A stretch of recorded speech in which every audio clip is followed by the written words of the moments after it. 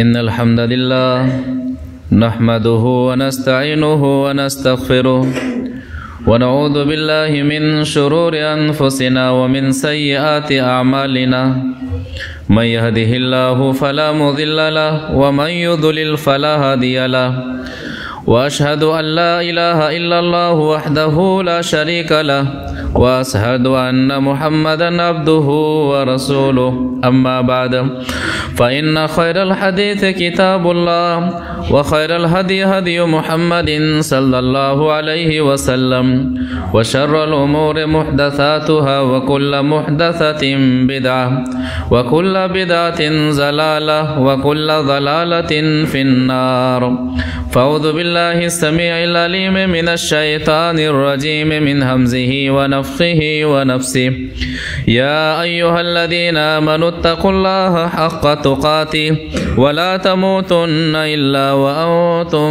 مسلمون بسم الله الرحمن الرحيم يا أيها الناس اتقوا ربكم الذي خلقكم من نفس واحدة وخلق منها زوجها وبث منهما رجالا كثيرا ونساء واتقوا الله الذي تساءلون به والأرحام إن الله كان عليكم رقيبا يا أيها الذين آمنوا اتقوا الله وقولوا قولا سديدا يصلح لكم أعمالكم ويغفر لكم ذنوبكم ومن يطع الله ورسوله فقد فاز فوزا عظيما وقال جل وعلا في مقام آخر يا أيها الذين آمنوا كتب عليكم الصيام كما كتب على الذين من قبلكم لعلكم تتقون ماہ رمضان میں ہم سب داخل ہیں، روزے رکھ رہے ہیں، عبادتیں کر رہے ہیں، قیام، سیام، صدقات و خیرات اور جو دیگر نیکیاں ہیں جنت کا طالب کر رہا ہے، آگے بڑھ رہا ہے، بڑھتا ہی چلا جا رہا ہے اور ہونا بھی ایسا ہی چاہیے۔ اللہ کے رسول صلی اللہ علیہ وسلم فرماتے ہیں کہ ایمان اور ثواب کی نیت سے جب بندہ روزہ رکھتا ہے پچھلے سارے گناہوں کو اللہ تبارک و تعالی معاف فرما دیتا ہے، ساری خطاؤں کو معاف فرما دیتا ہے۔ حدیث سے سمجھتے ہیں وعن ابی ہریرہ رضی اللہ تعالی عنہ قال قال رسول اللہ صلی اللہ علیہ وسلم من صام رمضان ایمانا واحتسابا غفر له ما تقدم من ذنبه رواہ البخاری فی کتاب الایمان۔ بخاری شریف کے اندر یہ حدیث موجود ہے، راوی حدیث حضرت ابو ہریرہ رضی اللہ تعالی عنہ ہیں۔ وہ فرماتے ہیں کہ نبی صلی اللہ علیہ وسلم نے فرمایا من صام رمضان ایمانا واحتسابا، صرف روزہ رکھا نہیں بلکہ ایمان کے ساتھ، عقیدے کی مضبوطی کے ساتھ اور ثواب کی امید سے اللہ کے لیے، اللہ کو راضی کرنے کے لیے جس نے روزہ رکھا، غفر لہ ما تقدم من ذنبی، تو ان کے پچھلے سارے گناہ معاف کر دیے گئے۔ یہ اللہ کے رسول صلی اللہ علیہ وسلم کا فرمان ہے۔ ہر شخص کی یہی کوشش ہونی چاہیے کہ ہمارا ایمان مضبوط ہو، ہماری نیت خالص ہو اور اللہ کے لیے ہم روزہ رکھیں، اور اس نیت سے روزہ رکھیں کہ اللہ تبارک و تعالیٰ ان روزوں کے بدلے ہمارے گناہوں کو معاف فرما دے، ہماری خطاؤں کو معاف فرما دے۔ قیام کا معاملہ بھی ایسا ہی ہے، جو قیام کرتا ہے، جو تراویح کا اہتمام کرتا ہے، فضیلت یہ ہے کہ اللہ تبارک و تعالیٰ اس کے پچھلے گناہوں کو معاف فرما دیتا ہے۔ بڑی فضیلت کے حامل وہ لوگ ہیں جو قیام اللیل کا اہتمام کرتے ہیں۔ حدیث کیا ہے؟ وعن ابی ہریرہ رضی اللہ تعالی عنہ قال قال رسول اللہ صلی اللہ علیہ وسلم من قام رمضان ایمانا واحتسابا غفر له ما تقدم من ذنبه رواہ البخاری فی کتاب التہجد۔ بخاری شریف کے اندر یہ حدیث موجود ہے۔ وہ فرماتے ہیں کہ نبی صلی اللہ علیہ وسلم نے فرمایا جس نے رمضان میں قیام کیا، من قام رمضان، تو قیام کا تعلق رمضان سے ہے، رمضان ہے تو قیام ہے، یعنی رمضان ہے تو تراویح ہے۔ فضیلت کیا؟ فضیلت حاصل ہونے کا جو طریقہ بتایا گیا ہے، بعض جگہوں پر کیا ہے 3 دن میں تراویح ختم، 6 دن میں تراویح، 6 دن میں قرآن ختم تو تراویح ختم، 15 دن میں قرآن ختم تو تراویح ختم۔ تراویح کا تعلق رمضان کا چاند نکلنے سے لے کر کے جب تک شوال کا چاند نظر نہ آئے تب تک ہے، اور یہ غلطی وہاں کی جاتی ہے جنہیں ہم مدرسہ کہتے ہیں، اور اس مدرسے کی مسجدوں میں ایسی غلطی کی جاتی ہے تو باہر کی مسجدوں کا کیا حال ہوگا؟ جنہیں پتہ نہیں کہ قیام کا تعلق، تراویح کا تعلق رمضان کے مکمل چاند سے ہے، یہاں تک کہ شوال کا چاند نظر آ جائے۔ تو من قام رمضان ایمانا و احتسابا غفر له ما تقدم من ذنبی، جو رمضان میں قیام کرے ایمان کے ساتھ اور ثواب کی نیت سے تو اس کے سابقہ گناہ معاف کر دیے گئے۔ قیام کا اہتمام ہونا چاہیے، رات قرآن کی وجہ سے، رات کو جاگنا چاہیے قرآن کی وجہ سے، قرآن کو سبب بنانا چاہیے۔ یہ قرآن کل قیامت کے دن گواہی دے گا، سفارش کرے گا کہ پروردگارا یہ رات میں جاگا کرتا تھا، وجہ میں تھا، تو آج میری سفارش اس بندے کے حق میں قبول فرما لے۔ مشہور تابعی حمام بن حارث رحمۃ اللہ علیہ، مصنف ابن ابی شیبہ کے اندر ان کی دعا منقول ہے، کہا کرتے تھے، دعا کیا کرتے تھے؟ کہا کرتے تھے کہ اے اللہ، اللہم اکفنی من النوم بیسیر وارزقنی سحرا فی طاعتک، کہ اللہ تھوڑی سی نیند سے میری ضرورت پوری کر دے اور میری عبادتوں میں میرا جاگنا مجھے نصیب فرما دے، یعنی میں رات میں جاگوں، عبادت کروں، ایسا مجھے بنا دے، ایسا مجھے کر دے۔ تو اہتمام اس چیز کا ہونا چاہیے۔ اسی طرح سے رمضان میں اللہ کے رسول صلی اللہ علیہ وسلم نے واضح کیا ہے کہ اخلاقیات پر بھی خاص دھیان ہونا چاہیے۔ رمضان صرف روزے کا معاملہ نہیں ہے، ماہ رمضان یہ روزہ ایک روزے دار کو تربیت کرتا ہے، زبان کی تربیت کرتا ہے، آنکھوں کی تربیت کرتا ہے، ہاتھ کی تربیت کرتا ہے، اعضاء و جوارح کی تربیت کرتا ہے، اخلاق و عادات کی تربیت کرتا ہے کہ عید بعد ایک روزے دار کے اندر صحیح تبدیلیاں آنی چاہیے۔ روزہ تربیت کرتا ہے اور اس تربیت میں ہم سب کو ڈھلنا چاہیے۔ کیا فرمایا نبی صلی اللہ علیہ وسلم نے؟ وعن ابی ہریرہ رضی اللہ تعالی عنہ قال قال رسول اللہ صلی اللہ علیہ وسلم من لم يدع قول الزور والعمل به فليس لله حاجة في ان يدع طعامه وشرابه، رواہ البخاری فی کتاب الصوم۔ بخاری شریف کے اندر یہ حدیث موجود ہے، راوی حدیث حضرت ابو ہریرہ رضی اللہ تعالی عنہ ہیں۔ وہ فرماتے ہیں کہ نبی صلی اللہ علیہ وسلم نے فرمایا من لم يدع قول الزور والعمل به، جو جھوٹ بولنا نہ چھوڑے اور جھوٹ پر عمل کرنا نہ چھوڑے۔ جھوٹ گناہ کبیرہ ہے، تو روزہ رکھ رہا ہے، اس کے باوجود جھوٹ بولنے کی عادت اس کی زندگی سے نہ جائے، جھوٹ پر عمل کرنے کی عادت اس کی زندگی سے نہ جائے۔ فَلَيْسَ لِلَّهِ حَاجَةٌ فِي أَن يَدَعَ طَعَامَهُ وَشَرَابَهُ، تو اللہ تبارک و تعالیٰ کو ایسے روزے دار کے روزے کی کوئی ضرورت نہیں ہے۔ وہ کھا رہا ہے، وہ نہیں کھا رہا ہے، وہ نہیں پی رہا ہے، اللہ تبارک و تعالیٰ کو ایسے روزے کی کوئی ضرورت نہیں ہے۔ مشہور صحابی جابر بن عبداللہ رضی اللہ تعالیٰ عنہ فرمایا کرتے تھے، مصنف ابن ابی شیبہ کے اندر ان کا یہ جملہ منقول ہے کہ اذا صمت فلیصم علیک سمعک وبصرک ولسانک عن الکذب والمحارم، کہ لوگوں روزہ رکھ رہے ہیں، روزہ رکھ رہے ہیں تو چاہیے کہ اپنے کانوں کا بھی روزہ رکھیں، اپنی آنکھوں کا بھی روزہ رکھیں، اپنی زبان کا بھی روزہ رکھیں، حرام چیزوں سے، حرام کاموں سے، غلط چیزوں سے، جھوٹی باتوں سے۔ یعنی ہمارے کان اگر رمضان سے پہلے غلط سننے کے عادی تھے، جھوٹ سننے کے عادی تھے، غیبت سننے کے عادی تھے، الزام اور بہتان سننے کے عادی تھے، کان کا روزہ رکھ لینا چاہیے، یہ اصل روزہ ہے۔ ہماری آنکھیں اگر غلط چیز کو دیکھنے کی عادی تھیں، فلمیں دیکھا کرتی تھیں، غلط چیزیں دیکھا کرتی تھیں، غلط جگہوں کو دیکھا کرتی تھیں، ہماری آنکھوں کا بھی روزہ ہونا چاہیے۔ ہماری زبان اگر رمضان سے پہلے غلط چیزوں کی عادی تھی، غلط کاموں کی عادی تھی، غلط باتوں کی عادی تھی، زبان کا بھی روزہ رکھنا چاہیے۔ روزہ اگر رکھ رہے ہیں تو ان سب چیزوں کا روزہ رکھیے، اصل یہ روزہ ہے۔ اس لیے کہ زبان محفوظ، کان محفوظ، آنکھ محفوظ، روزہ محفوظ، ورنہ ہم کھا نہیں رہے، پی نہیں رہے، یہ سب چیزیں محفوظ نہیں ہیں، ثواب محفوظ نہیں ہے۔ ایسا نہیں ہونا چاہیے۔ اسی طرح سے موت سے ڈر نہیں لگتا ہے صاحب۔ ایک مومن کو یقین ہے کہ مرنا ہے، پکا یقین ہے، لیکن موت کے بعد کے مراحل سے بہت ڈر لگتا ہے، قبر کی تنہائی سے بہت ڈر لگتا ہے، عذاب قبر سے بہت ڈر لگتا ہے، میدان محشر کی گرمی سے بہت ڈر لگتا ہے، میدان محشر میں رب العالمین کے سامنے اپنے گناہوں کے ساتھ تنہا کھڑا ہونے سے بہت ڈر لگتا ہے، پل صراط پر سے گزرنے سے بہت ڈر لگتا ہے، عذاب جہنم سے بہت ڈر لگتا ہے، جہنم کے کھانے اور پینے سے بہت ڈر لگتا ہے، جنت کی ناکامی سے بہت ڈر لگتا ہے۔ اور ان تمام ڈر اور خوف کو زائل کرنے کے لیے ایک مسلمان کی زندگی میں بہترین مہینہ رمضان ہے، بہترین مہینہ رمضان ہے۔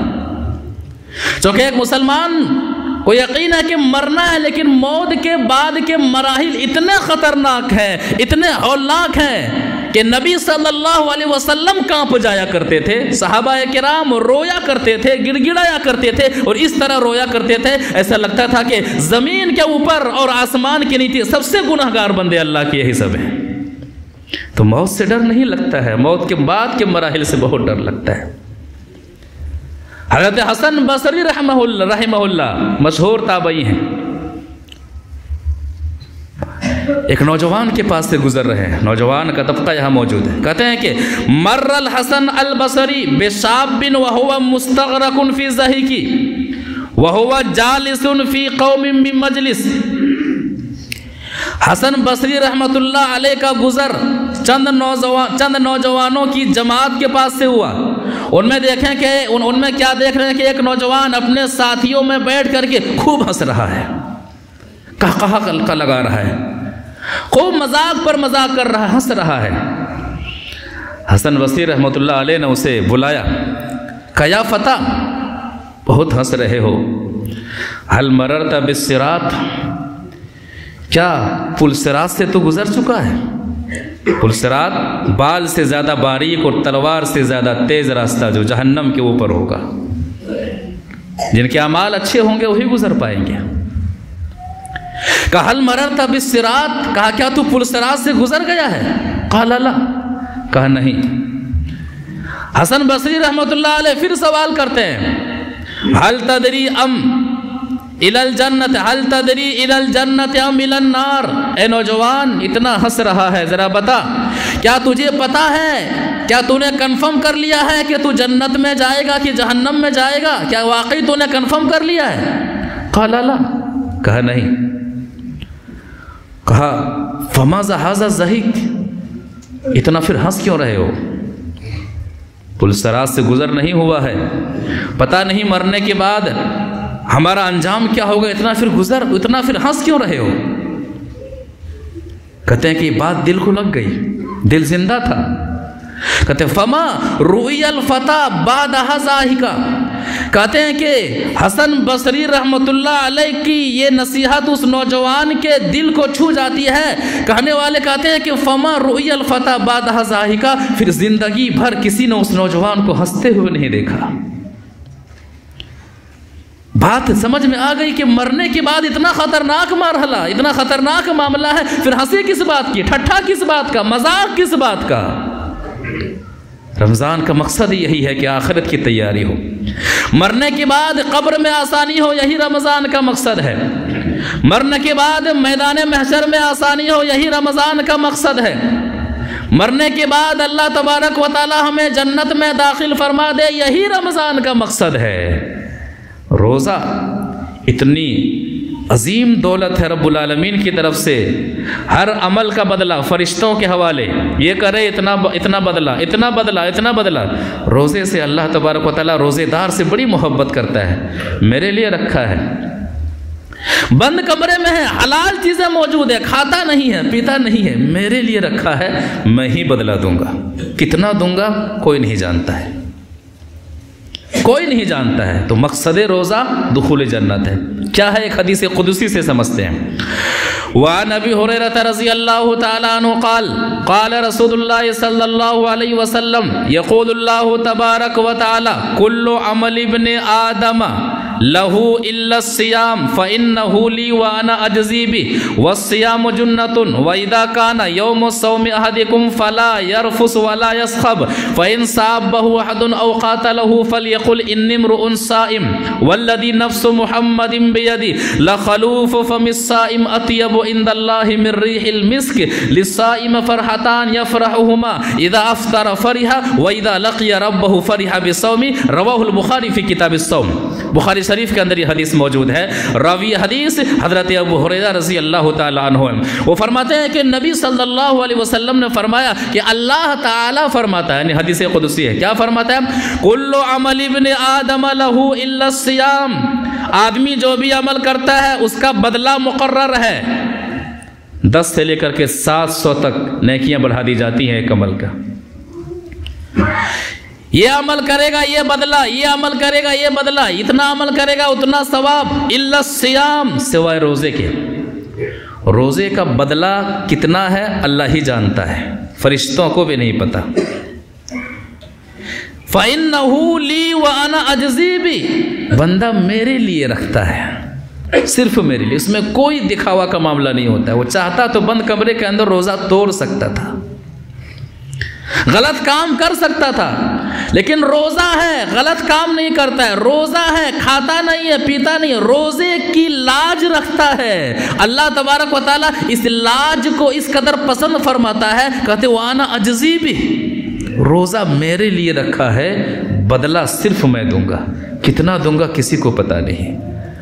और वो रब कह रहा है बदला सिर्फ मैं दूंगा, जिनके खजाने का मामला यह है कि आदम से लेकर के क़यामत तक के सारे इंसानों और जिन्नातों को उनकी ख्वाहिशात के मुताबिक नवाज दे, उसके बावजूद उनके खजाने में कुछ भी कमी नहीं आने वाली है। गोया कि कोई शख्स समंदर में सुई डुबो करके उठाने के बाद समंदर में कितना पानी कम होता है, उतना भी खजाने में कमी नहीं आने वाली है।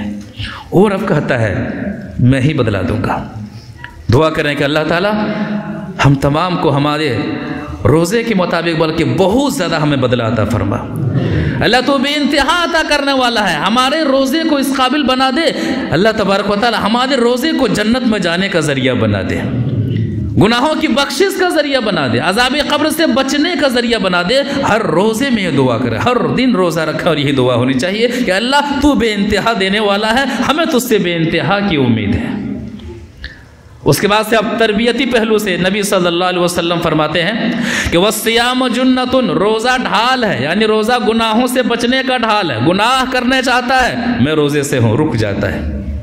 वइज़ा काना यौम सौमि अहदिकुम फला यरफुस वला यस्खब, अब रोज़ेदारों के लिए चंद चीज़ें बताई जा रही हैं कि रोज़ा रख रहे हैं, बेहुदगी वाली बातें नहीं होनी चाहिए, शोर शराबे वाला माहौल नहीं होना चाहिए, ऐसा नहीं होना चाहिए।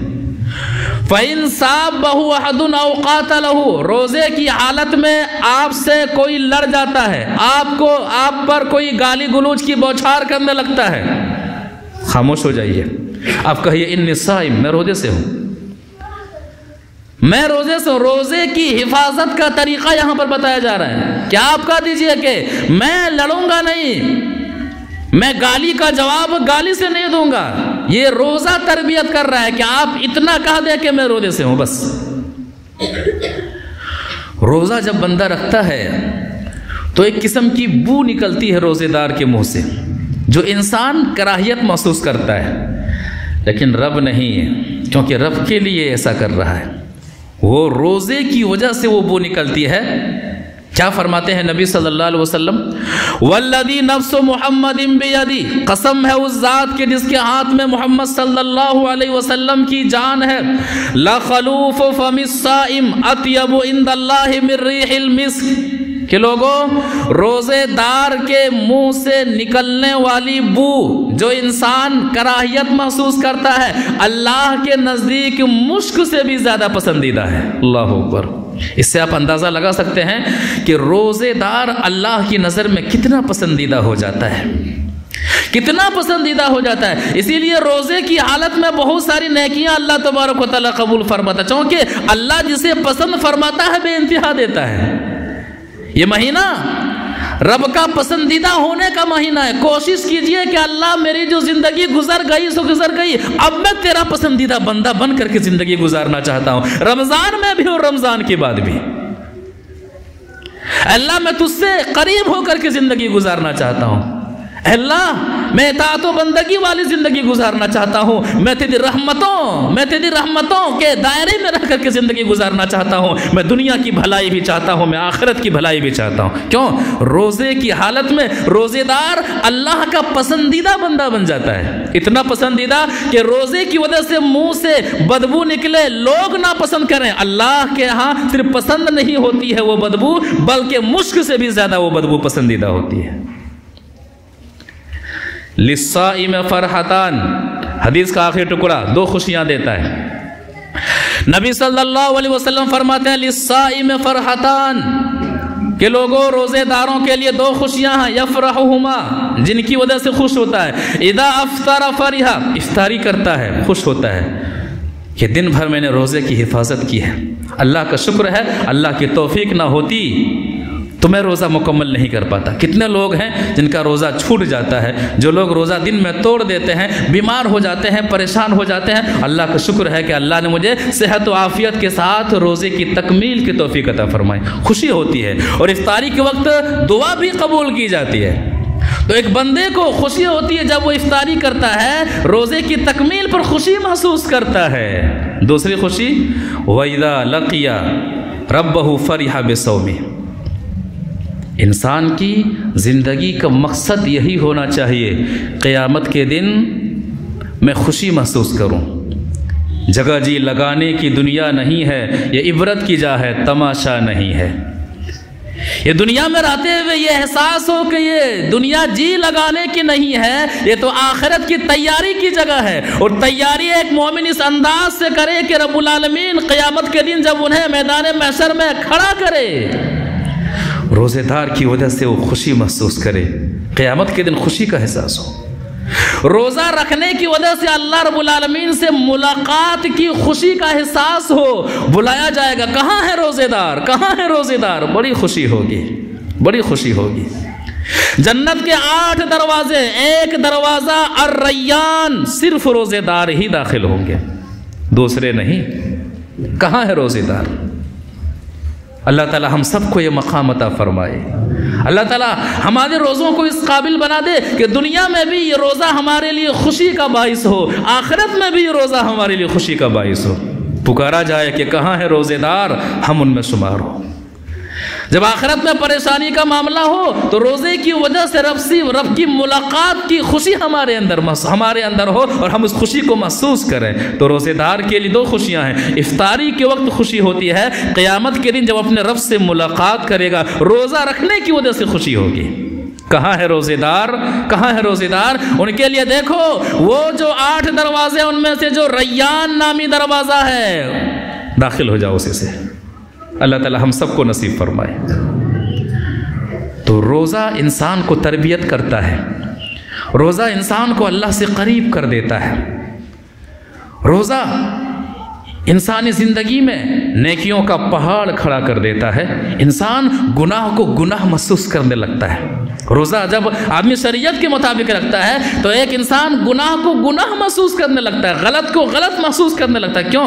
آدمی رب سے جتنا قریب ہوتا جائے گا، رب جن چیزوں کو ناپسند فرماتا ہے، نبی صلی اللہ علیہ وسلم نے جن چیزوں کو ناپسند کیا ہے، ان چیزوں سے وہ شخص دور ہوتا چلا جائے گا. یہ رب سے قربت کی نشانی ہے. احساس کرنا ہو تو گناہ ستانے لگے، نیکیاں برقرار کرنے لگے، سمجھ جائیے کہ میں رب کا پسندیدہ بندہ بن رہا ہوں، اور دعا کریں کہ اللہ تعالی ہمیں ایسا ہی بنا دے. اسی طرح سے ماہ رمضان میں صدقہ کی بڑی اہمیت ہے. نبی صلی اللہ علیہ وسلم بے انتہا صدقہ کیا کرتے تھے. زکوٰۃ تو الگ معاملہ، صدقے کی بات ہو رہی ہے. بے انتہا صدقہ کیا کرتے تھے. لہذا ماہ رمضان میں صدقات و خیرات عام کیا جائے، غربا کا خیال رکھا جائے، مساکین کا خیال رکھا جائے، یتیم کا خیال رکھا جائے، جو مدارس ہیں، جو ضرورت مند ہیں، مدارس اسلامیہ کا خیال رکھا جائے، پڑوسی ضرورت مند ہیں ان کا خیال رکھا جائے. اسلام کہتا ہے روزہ نبی صلی اللہ علیہ وسلم رمضان میں بہت زیادہ خرچ کیا کرتے تھے۔ فضیلت کیا ہے کہ قیامت کے دن میدان محشر میں لوگ جمع ہوں گے، ہاتھ اٹھائے تو سورج ہاتھ کو لگ جائے، لیکن صدقہ سایہ کرے گا، سورج کی گرمی نہیں ستائے گی، صدقہ سایہ بن کر کے آئے گا، سایہ بن کر کے صدقہ آئے گا۔ ایک حدیث سے سمجھتے ہیں، وعن عقبة بن عامر رضی اللہ تعالی عنہ قال قال رسول اللہ صلی اللہ علیہ وسلم کل امرئ فی ظل صدقته حتی یفصل بین الناس او قال یحکم بین الناس، رواہ ابن خزیمہ فی صحیح۔ ابن خزیمہ کے اندر یہ حدیث موجود ہے، راوی حدیث حضرت عقبہ بن عامر رضی اللہ تعالی عنہ ہیں۔ وہ فرماتے ہیں کہ نبی صلی اللہ علیہ وسلم نے فرمایا کل امرئ فی ظل صدقته حتی یقضی بین الناس، کہ لوگوں قیامت کے دن ہر شخص اپنے صدقہ کے سائے میں ہوگا، یہاں تک کہ لوگوں کے درمیان فیصلہ کر دیا جائے جنت و جہنم میں جانے کا۔ تو جنت و جہنم کے فیصلے سے پہلے میدان محشر میں جو لوگ جمع ہوں گے سب ایک دوسرے سے ملے ہوئے ہوں گے، پسینے میں شرابور ہوں گے، سورج آدمی ہاتھ اٹھائے تو سورج ہاتھ کو لگ جائے، صدقہ کرنے والے کا صدقہ انہیں سایہ کرے گا، سورج کی گرمی پریشان نہیں کرے گی۔ یہ حدیث سننے کے بعد عمل کرنے کا جذبہ دیکھیے، کہتے ہیں کہ قال یزید، اس حدیث کے راوی ہیں، فکان ابو الخیر، وہ بھی اس حدیث کے راوی ہیں، فکان ابو الخیر لا یخطئہ یوم الا یتصدق منہ بشیء۔ حدیث رسول سننے کے بعد ابو الخیر جو اس حدیث کے راوی ہیں ان کے بارے میں آتا ہے کہ روزانہ کچھ نہ کچھ ضرور صدقہ کیا کرتے تھے، اسی نیت سے قیامت کے دن سایہ کرے گا، تپش سے بچائے گا۔ دنیا میں چھت تلاش کرتے ہیں، اے سی کا انتظام کی فکر ہوتی ہے، پنکھے کے انتظام کی فکر ہوتی ہے، گرمی آنے والی ہے، وہ گرمی ہاتھ اٹھائے تو سورج ہاتھ کو لگ جائے، وہ تیاری ہے آخرت کی۔ کہتے ہیں کہ روزانہ کچھ نہ کچھ ضرور صدقہ کیا کرتے تھے، ولو کاکتن ولو بسلتن، اگر کچھ نہ ہو تو کیک ہی کیوں نہ ہو، کیک صدقہ کر دیا کرتے تھے، پیاز ہی گھر میں کیوں نہ ہو اٹھا کر کے صدقہ کر دیا کرتے تھے، اس نیت سے قیامت کے دن یہ صدقہ ہمیں سایہ کرے گا۔ تو صدقہ کرنے کے لیے بھی بہترین مہینہ رمضان کا مہینہ ہے۔ نبی صلی اللہ علیہ وسلم بے انتہا صدقہ کیا کرتے تھے، اور یہ مہینہ 10 سے لے کر کے 700 تک نیکیاں بڑھا دی جاتی ہیں ایک صدقہ کرنے کی وجہ سے، ایک عمل کرنے کی وجہ سے، لہذا صدقہ پر بھی خاص دھیان ہونا چاہیے، یہ برکات رمضان میں سے ہے۔ قبر کی گرمی سے صدقہ بچاتا ہے، قبر کی گرمی سے بچاتا ہے، قیامت کے دن صدقہ سایہ کرے گا۔ کیا ہے حدیث؟ وعن عقبة بن عامر رضی اللہ تعالی عنہ قال قال رسول اللہ صلی اللہ علیہ وسلم ان المؤمن لتدفع عن اهلها حر القبور وانما يستظل المؤمن يوم القيامه في ظل صدقته، رواه الطبراني في المعجم الكبير۔ طبرانی کے اندر یہ حدیث موجود ہے، راوی حدیث حضرت عقبہ بن عامر رضی اللہ تعالیٰ عنہ ہے۔ وہ فرماتے ہیں کہ نبی صلی اللہ علیہ وسلم نے فرمایا ان المؤمن لتدفع عن اهلها حر القبور، ان صدقۃ لتدفع عن اهلها حر القبور۔ نبی صلی اللہ علیہ وسلم فرماتے ہیں کہ صدقہ کرنے والے کو قبر کی گرمی سے بچاتا ہے، عذاب قبر سے بچاتا ہے۔ ان صدقۃ لتدفع عن اهلها حر القبور، کہ صدقہ کرنے والے کو قبر کی گرمی سے بچاتا ہے، جو قبر کی گرمی سے بچ جائے وہ حشر کی گرمی سے بھی بچ جائے گا انشاءاللہ۔ چونکہ قبر یا آخرت کی پہلی منزل ہے، یہاں کامیاب تو بعد کے مراحل میں کامیاب۔ وَإِنَّمَا يَسْتَظِلُّ الْمُؤْمِنُ يَوْمَ الْقِيَامَةِ فِي ظِلِّ صَدْقَتِهِ، اور مومن قیامت کے دن اپنے صدقہ کے سائے میں ہوگا، سورج کی گرمی انہیں گرمائے گی نہیں، سورج کی تپش انہیں پریشان اور بے چین و بے قرار نہیں کرے گی۔ صدقہ کرنا چاہیے، خاص کر کے ماہ رمضان میں نبی صلی اللہ علیہ وسلم تیز آندھیوں کی طرح صدقہ کیا کرتے تھے، یعنی بے تحاشا غربا، مساکین اور ضرورت مندوں میں خرچ کیا کرتے تھے۔ ابن قیم رحمہ اللہ ایک نقطہ بیان کرتے ہیں کہ صدقہ جو آپ دیتے ہیں تو محتاج کے ہاتھ میں پہنچنے سے پہلے اللہ کے ہاتھ میں پہنچ جاتا ہے۔ صحیح نیت سے صدقہ دیتے ہیں، حلال مال خرچ کرتے ہیں، تو قبول اتنی جلدی قبول کا معاملہ ہوتا ہے کہ ابھی محتاج کے ہاتھ میں پہنچا نہیں کہ اس سے پہلے اللہ کے ہاتھ میں پہنچ جاتا ہے۔ اللہ تعالیٰ اس کی پرورش کرتے رہتا ہے، یہاں تک کہ بڑا پہاڑ کی طرح بڑھا دیتا ہے۔ فرماتے ہیں کہ لو علم المتصدق، مدارج السالکین ان کی مشہور کتاب ہے، اس میں فرماتے ہیں کہ لو علم المتصدق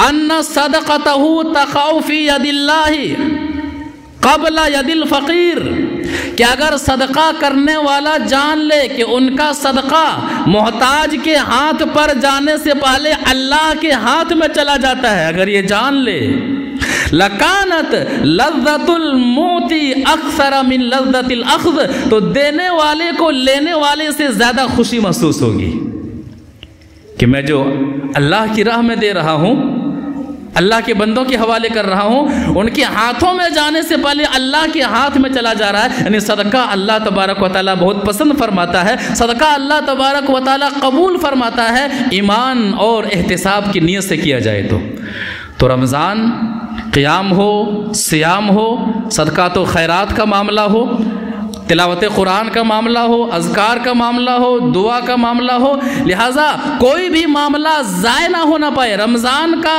وقت ضائع نہ کیا جائے، برباد نہ کیا جائے۔ بہت سارے لوگ کیا کرتے ہیں، ابھی رمضان شروع ہوا ہے، سونے میں گزار دیتے ہیں، فجر بعد سوئیں گے، ظہر تک اٹھیں گے۔ بہت سارے ہمارے بھائی تو بیڈ پر ہی سحری کریں گے اور لیٹ جاتے ہیں، نماز تک بھی غائب ہو جاتی ہے۔ یہ محرومی ہے میرے بھائیو، یہ محرومی ہے۔ سو کر کے رمضان نہ گزارا جائے، بہت زیادہ نماز زندگی بھر نہیں پڑھیں، کم سے کم رمضان میں پریکٹس کیجیے تاکہ تا حیات نماز کے آپ پابند ہو جائیں۔ رمضان کا وقت آپ موبائلوں میں فلم دیکھنے میں، گانا سننے میں اور اسی طرح سے میچ وغیرہ دیکھنے میں آپ برباد نہ کریں، ضائع نہ کریں۔ افسوس ہوتا ہے چند نوجوان اور ایسے بدنصیب نوجوان بھی ملتے ہیں جو مسجد میں بھی بیٹھ کر کے وہ میچ دیکھتے رہتے ہیں، وہ موبائل میں مصروف رہتے ہیں۔ اس سے زیادہ محرومی کیا ہو سکتی ہے؟ اللہ تعالیٰ انہیں ہدایت کی توفیق نصیب فرمائے۔ اللہ تعالیٰ ہم تمام کو رمضان کی برکتوں سے مالا مال فرمائے۔ اللہ تبارک و تعالیٰ ہم تمام کے لیے رمضان کا یہ مہینہ جنت میں جانے کا ذریعہ بنا دے، گناہوں کی بخشش کا ذریعہ بنا دے، عذاب قبر سے بچنے کا ذریعہ بنا دے، رحمتوں کو حاصل کرنے کا ذریعہ بنا دے، اللہ تبارک و تعالیٰ کی جنت میں جانے کا ذریعہ بنا دے، جہنم سے بچنے کا ذریعہ بنا دے۔